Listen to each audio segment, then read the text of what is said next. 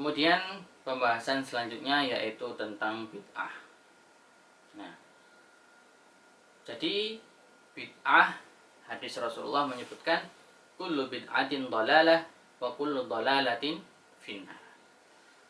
Segala sesuatu yang baru itu adalah bid'ah, dan segala sesuatu yang bid'ah itu adalah neraka. Nah, jadi hal-hal yang baru itu adalah bid'ah. Terus semua yang bid'ah itu pasti masuk neraka. Nah, contoh misalnya di sini disebutkan ini hadisnya kullu bid'atin dhalalah wa kullu dhalalatin finnar. Jadi kullu ini ada yang ulama yang menghukumi sebagian. Oh, tidak semuanya. Ada yang bid'ah hasanah, ada yang bid'ah sayyi'ah, ada yang bid'ah baik, ada yang bid'ah buruk. Tetapi ada yang bersikeras, loh ini enggak ada penjelasannya, bid'ah baik buruk, pokoknya semuanya. Nah, jadi orang yang semuanya, jadi semuanya itu yang hal yang baru itu adalah bid'ah. Enggak ada bid'ah baik, enggak ada bid'ah, enggak ada. Rasulullah enggak menjelaskan, semuanya bid'ah. Baik, kalau gitu. Contoh lampu. Lampu ini kan nggak ada di zaman Rasulullah. Nah, apakah itu bid'ah? Maka orang yang mengatakan itu akhirnya tidak mau. Loh, bukan. Yang semua sesuatu di dalam ibadah itu bid'ah. Nah, jadi statement itu sendiri sudah kacau. Dia tidak ngomong bahwasanya bid'ah baik dan buruk itu tidak dijelaskan Nabi, sedangkan dia sendiri menjelaskan bahwasanya bid'ah itu yang di dalam agama. Nah, itu sudah kacau sebenarnya. Padahal Rasulullah tidak menjelaskan bid'ah di dalam agama itu tidak. Rasulullah cuma mengatakan kullu bid'ah, semuanya. Nah, jadi oke, kita masih bisa menerima. Jadi setiap hal yang baru di dalam ibadah itu adalah bid'ah. Nah, kita masuk di pembahasan ini. Jadi ketika ada hal baru di dalam ibadah mahdhah, maka itu adalah bid'ah.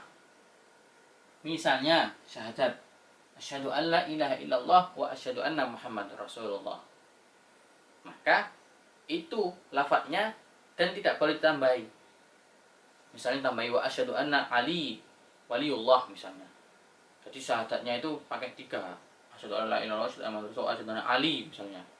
Nah, itu tidak boleh. Seperti kaum Syiah, na'udzubillah min dzalik. Kemudian sholat misalnya, sholat subuh 2 rakaat. Wah, saya kepingin pahalanya banyak, saya sholat subuhnya 3 rakaat. Nah, itu baru yang namanya bid'ah. Nah, itu sesat. Karena apa? Karena ini sudah ditentukan syarat dan rukunnya. Nah, seperti itu. Berbeda dengan ini silaturahim. Ini karena syarat dan rukun tidak ditentukan, maka ini boleh. Apakah saya haram silaturahim pas Idul Fitri?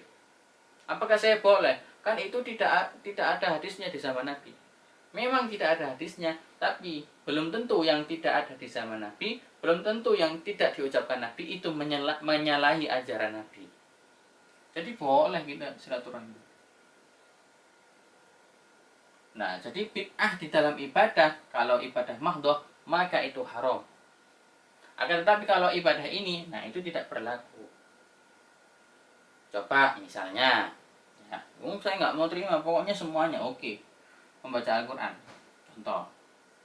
Rasulullah itu tidak hanya membaca Al-Quran, tetapi Rasulullah itu orang yang hafal Al-Quran. Maka orang yang tidak mengikuti Rasulullah, maka itu adalah bid'ah. Nah, seperti itu. Contoh lagi.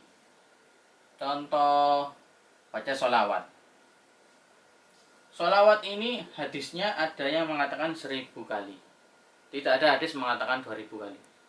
Jadi barang siapa orang yang membaca sholawat 1000 kali, maka dia terbebas dari api neraka. Sholawat 1000 kali aman ya. Lalu ditambahi jadi 2000 kali. Nah, apakah itu menyalahi? Tentu saja tidak. Nah, jadi seperti itu. Kalau itu dimasukkan ibadah mahdhah, maka itu termasuk bid'ah. Misalnya puasa. Saya puasa Ramadan itu 30 hari, tapi saya ingin ibadah atau ingin pahala yang lebih banyak, maka saya puasa Ramadan 60 hari. Nah, itu baru bid'ah. Itu baru sesat. Akan tetapi misalnya membaca Al-Quran lagi. Nah, tidak ada hadisnya Rasulullah membaca Al-Quran 1 hari 5 juz. Tidak ada. Tetapi saya kepingin Ramadan ini menghatamkan Al-Quran yang banyak, saya 1 hari 5 juz misalnya. Boleh, silakan. Seperti itu. Misalnya dakwah. Saya Rasulullah dulu dakwahnya tidak pakai mic, sekarang saya pakai mic. Boleh, silahkan. Nah, seperti itu. Jadi bid'ah semuanya sesat kalau itu ada di dalam ibadah mahdhah. Kalau itu ada di dalam ibadah ghairu mahdhah, maka itu belum tentu sesat. Nah, jadi seperti itu. Coba dipraktekkan. Coba dilihat ibadah-ibadah lain, kira-kira ini ibadah mahdhah apa ghairu mahdhah misalnya. Oh, ibadah ghairu mahdhah. Oh, tentu jumlahnya mau ditambahi, silahkan. Waktunya kapan, silahkan. Kalau subuh misalnya, sholat subuh, wah saya ini sholat subuh ini pahalanya besar, saya kepingin lebih besar lagi, jadi saya sholat subuh di pagi hari, di siang hari, di sore hari, di malam hari. Jadi saya 5 kali sholat subuh dalam sehari. Nah, itu baru bid'ah. Nah, tetapi kalau ini tidak seperti itu. Jadi penjelasan bid'ah, hal-hal yang baru itu dimasukkan ke dalam bid'ah ibadah mahdhah, maka itu adalah bid'ah. Dan tapi kalau itu masuk kepada ibadah ghairu mahdhah, itu belum tentu bid'ah. Jadi saya kira penjelasan saya yang panjang lebar ini cukup, dan mudah-mudahan bisa menjadi solusi bagi kita semua agar kita tidak salah paham dalam konsep beribadah kepada Allah. Jadi bukan kita yang mencampur adukkan ibadah, tetapi kadang-kadang pemahaman kita dalam beribadah itu yang keliru, sehingga kita mengklaim, oh ini salah, oh ini tidak ada dulu, tidak diajarkan. Nah, itu. Jadi saya kira ilmu-ilmu seperti ini penting, akan tetapi mungkin apa yang saya sampaikan ini hanya sedikit dan perlu dikaji lagi. Mudah-mudahan Allah selalu memberikan hidayah bagi kita semua, termasuk saya. Kurang lebihnya mohon maaf. Ihdinas shiratal mustaqim. Assalamualaikum warahmatullahi wabarakatuh.